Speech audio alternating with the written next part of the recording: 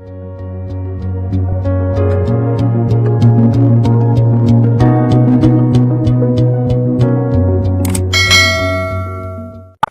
सरकार द्वारा जारी अब नेटवर्क मार्केटिंग में डिग्री नहीं तो ज्वाइनिंग नहीं। नेटवर्क मार्केटिंग अब भारी पड़ेगा उनके लिए जो कहते थे कि ये काम फर्जी है या ये काम गलत है, जोड़ने वाला है, क्योंकि अब बिना डिग्री के उन्हें भी ज्वाइनिंग मिलने वाली नहीं है। दोस्तों, सबका दौर आता है और अब ये दौर नेटवर्क मार्केटिंग का है और अब भारत सरकार भी इस इंडस्ट्री के लिए बहुत अच्छा कदम बढ़ा रही है। 2016 में इसके रूल्स रेगुलेशन में गाइडलाइंस जारी किया गया था। फिर नवंबर 2021 में इसी गाइडलाइंस में न्यू अपडेट किया गया था। इसमें बहुत सी चीजों में बदलाव किया गया था जिससे कि इस इंडस्ट्री में काफी क्लैरिटी आई थी। फिर 21 जून 2023 को भारत सरकार द्वारा अब डायरेक्ट सेलिंग में नेटवर्क शब्द जोड़कर यह स्पष्ट कर दिया गया है कि अब यह रोजगार देने के मामले में सबसे तेज है। यानी कि अब आप नेटवर्क बनाकर एक दूसरे से मिलकर उन्हें कन्विंस करके अप्रोच करके अपने साथ जोड़कर, जी हाँ दोस्तों, अपने साथ जोड़कर बिजनेस कर सकते हैं। दोस्तों, डायरेक्ट सेलिंग और नेटवर्क मार्केटिंग अब सभी स्कूल, कॉलेज, यूनिवर्सिटी में एक सब्जेक्ट के रूप में लॉन्च होने लगा है। आपके जानकारी के लिए बता दें कि आगे से ऐसा भी नियम और कानून आने वाला है जहां पर आपको बिना डायरेक्ट सेलिंग डिग्री के, बिना सर्टिफिकेट के किसी भी डायरेक्ट सेलिंग कंपनी में, किसी भी MLM और नेटवर्क मार्केटिंग कंपनी में ज्वाइनिंग नहीं मिलेगी। मतलब कि आपके पास अगर डिग्री अवेलेबल होगी तभी आप किसी भी डायरेक्ट सेलिंग कंपनियों में ज्वाइनिंग ले पाएंगे। और डायरेक्ट सेलिंग कोर्स के लिए भी 1,50,000 रुपए लग रहे हैं। हालांकि ये भी अभी बहुत कम है क्योंकि ये भी आगे से बढ़ने वाला है। अब जरा आप सोचिए कि कितना ये महंगा होने वाला है जब बिना डिग्री के आपको ज्वाइनिंग नहीं मिलेगी और उस कोर्स के लिए, उस डिग्री के लिए भी आपको 1.5 लाख रुपए देने पड़ेंगे। तो दोस्तों, बता दें कि अभी आपके पास बहुत टाइम है। आप किसी भी कंपनी में, किसी भी MLM कंपनी में विदाउट कास्ट, बिना किसी डिग्री के ज्वाइनिंग ले सकते हैं। अभी आपको सिर्फ उस प्रोडक्ट के पैसे देने हो रहे हैं जो आप खुद ले रहे हैं, जिसे आप खुद यूज कर रहे हैं, जो आपके काम में आ रहे हैं, आपके घर के काम में आ रहे हैं। अदरवाइज कल आपको सिर्फ एक कागज लेने के लिए, एक मात्र डिग्री लेने के लिए 1,50,000 रुपए देने पड़ेंगे।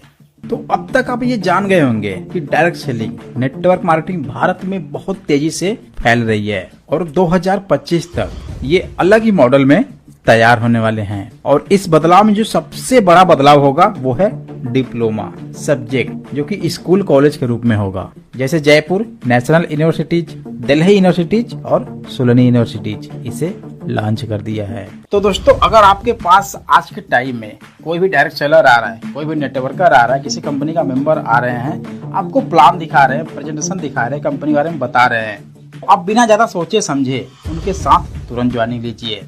बाय द वे, अगर आप पैसे नहीं भी कमा पाएंगे फिर भी आपके पास एक अच्छी लर्निंग, एक अच्छी स्किल्ड आ जाएगी। बोलो बोलो भारत माता की। ऐसा लग रहा है जयकारा माँ भारती का मात्र यहाँ से आ रहा है। जो पीछे सारी बहनें बैठी हैं या खड़ी हैं, उनकी आवाज मोदी जी तक पहुंचानी है ना? पहुंचानी है कि नहीं पहुंचानी? मोदी जी को, देश को बताना है कि डायरेक्ट सेलिंग में पूरे देश में 2 करोड़ महिलाएं सम्मिलित हैं।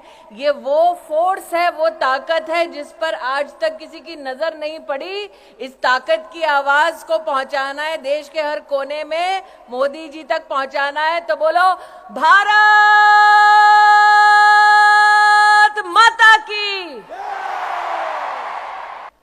वो ताकत जो परिवार का भी सृजन करती है, समाज का भी आधार बनती है, और जो इंडस्ट्री से अगर अपनी ताकत को जोड़ ले तो भारत के हर घर, हर शहर, हर राज्य के लिए लक्ष्मी स्वरूपा बन जाती है। ऐसी मेरी डायरेक्ट सेलिंग एसोसिएशन की स्नेही बहनें हमारी इंडस्ट्री की ताकत, मातृशक्ति को, महिलाओं को अंतर्राष्ट्रीय महिला दिवस की सर्वप्रथम हार्दिक शुभकामनाएं प्रेषित करती हूं। देश के हर इंसान के दिल में एक ख्वाब होता है। उस ख्वाब के साथ उसके मन में कुछ विचार भी होता है, आइडियाज भी होते हैं। कुछ लोगों के आइडियाज हर दिन पैदा होते हैं और शाम होते होते बाल मृत्यु हो जाता है। लेकिन कुछ लोग होते हैं जो आइडिया के साथ इन्वॉल्व हो जाते हैं, वो उससे बाहर नहीं निकलते हैं और पूरा परिवार परेशान हो जाते हैं कि ये कुछ करता नहीं, बस इसी में लगा रहता है, किसी से बात नहीं करता है, कुछ यार दोस्तों से नहीं मिल रहा है, क्या हो गया है इसको, कहीं पागल तो नहीं हो गया। लेकिन वही एक दिन कुछ कमाल करके दिखा देता है, तब पूरे परिवार को लगता है नहीं नहीं साहब, इसमें तो पहले से ही ऐसा था।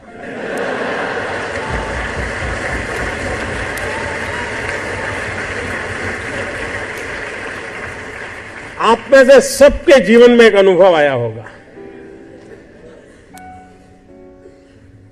जो सर्वनाश आपने सुना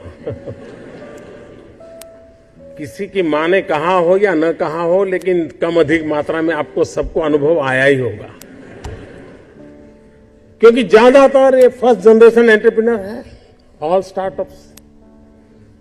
और जब कुछ सोचा होगा, नहीं बेटे अपना काम नहीं, तो कहीं नौकरी कर ले। शुरू में जब दोस्तों ने सुना होगा, बहुत मजाक उड़ाया होगा, उपहास किया होगा, जाते आते आपको उसी उपनाम से सुनाते होंगे, ये कुछ करने वाला है, ये करने वाला है। फिर एक पल आया होगा, सारी दौर विरोध हुआ होगा, सब दौर परिवार के लोगों ने विरोध किया होगा, नहीं ये नहीं करना है, जाओ कमाओ, नौकरी कर लो, देखो उसका पहचान है, वो नेताजी को जानते हैं, जाओ उसको मिल लो।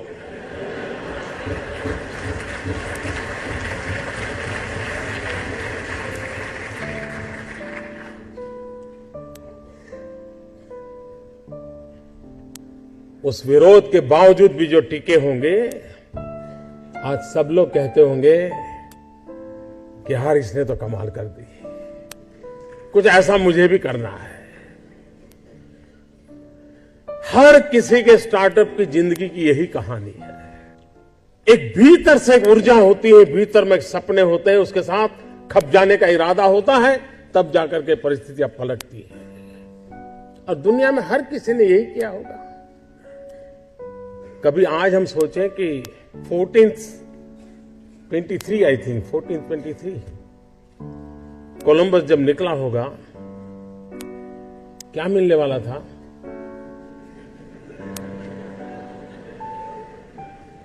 लेकिन उसको लगा होगा कि कोई एक नया रूट मुझे खोजना है, विश्व को मुझे जोड़ना है, और वो चल पड़ा। और चलने के पहले उसने ढेर सारी चीजों का अध्ययन किया होगा, टेक्नोलॉजी डेवलप की होगी, और नया एक उसने स्पाइस रूट को दुनिया को दिया होगा।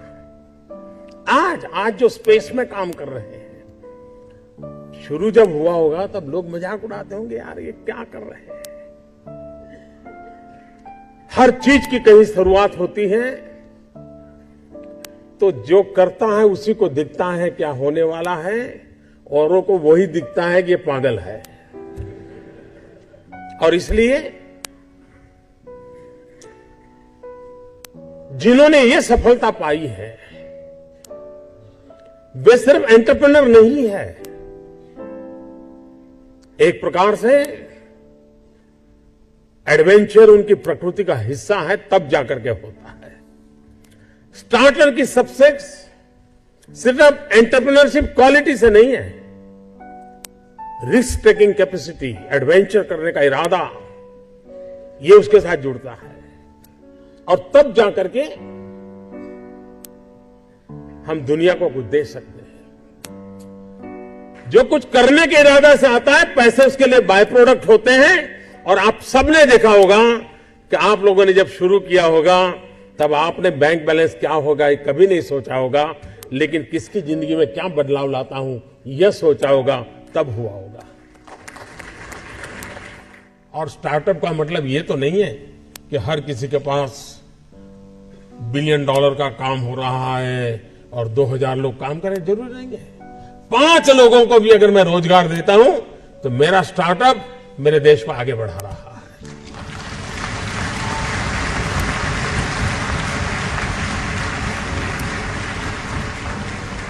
एक साइकोलॉजिकल चेंज लाना है